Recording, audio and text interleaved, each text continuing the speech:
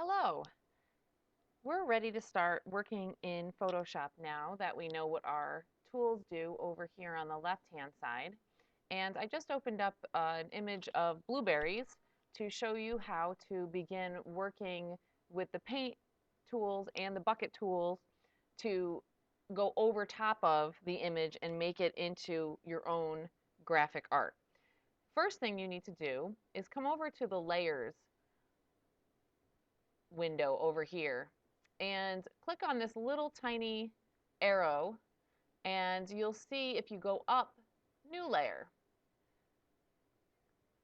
Once you click on that, it'll ask you to name the layer, and you can just keep it as layer 1. It doesn't really matter. You can name it whatever you want and hit OK.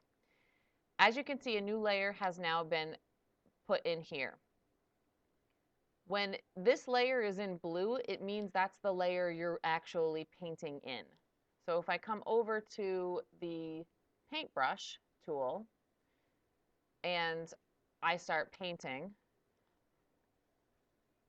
you'll notice that over here in the little tiny box that shows you what layer it is, you can see that line that I just put in.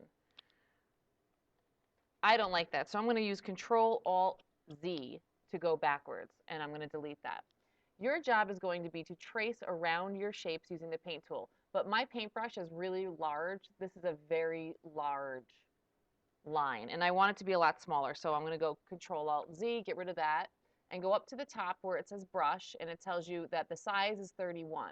I'm going to change the meter diameter by pulling this down a little bit, and then I'll compare it to the size on my picture. And I think that might be a little bit too small. Let me go up a little bit. 10. Okay, so 10's good. I'm going to click off of that and come over to my picture. Now, I don't want black. And right now, if you look down in this area here, this is telling you that black is the color you're working in, because that's set as the foreground color. So to change my color, I'm going to use the eyedropper, and I'm going to choose one of these blue colors, like maybe this one, and I'm going to click on it. As you can see, it picks up that blue immediately and puts it right here for you.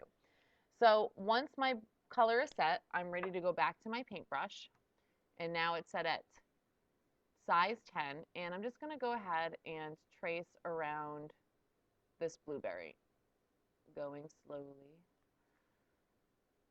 It's a little tricky. So you want to trace the outline of the shape first. Come over here and come around.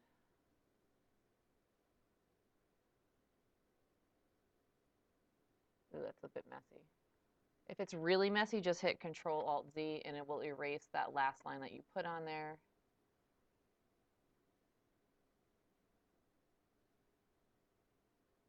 And there we go.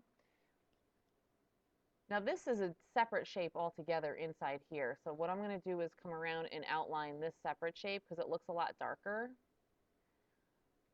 And I want it to be darker when I'm finished with this blueberry. So I'm going to outline it, kind of like you would do in a coloring book. And now I want to fill the inside of this blueberry with this color by using this paint bucket tool. So I'm going to click on the paint bucket tool, and I'm going to come over and I'm going to click anywhere inside this area. And it should fill it immediately, and it does. You'll notice that you have some spots here that you're going to want to paint over, these lines. If I zoom in using the magnifying glass, you can see it a little bit better.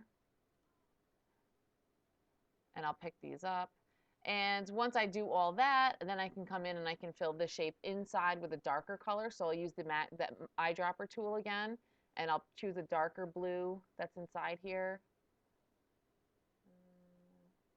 Now you can see that darker blue is picked up, and I'll go to my bucket tool and I'll fill the inside. All right, so there's a basic blueberry. But as you can see, if I come over here to the layers and I unclick the eye so I can't see that layer, there's a lot of details in there that I'm missing, right? So I may want to go in and actually put in the little tiny stem here in that color on top, and I may want to put some darker blues in here going around the blueberry, and maybe some lighter ones where the highlights are. So to do that, I will come over to my layers again, and I will do a new layer. And I'll hit OK. Now it's layer 2. Okay, great, layer 2. And I'll use my eyedropper, and I'll pick up that brown color. I'll use my paintbrush. I'll go over that brown color. I'll use my eyedropper and pick up the light blue. Use my paintbrush and go over the light blue area. This is just detail work now, okay? And maybe I'll do the light blue down here too, because that seems to be where it's at. So it's really, you're painting over the image with the same colors, but it's not going to look like a photograph anymore. It's going to look like a graphic piece of art done solely on the computer. Maybe I'll do some more over here. Here. Okay. And maybe a little bit of line work here. All right. So once that's done, I want to see what happens when I put the eye back on layer 1. Aha! Isn't that magical? It's amazing. So now you can see my highlight lines. You can see that brown dot that was put in. I may want to go in with some darker blues now, pick up the darker blues over here and go over top of some of the darker blues. And you're really going to start seeing some contrast in the color work once you start filling in these little details.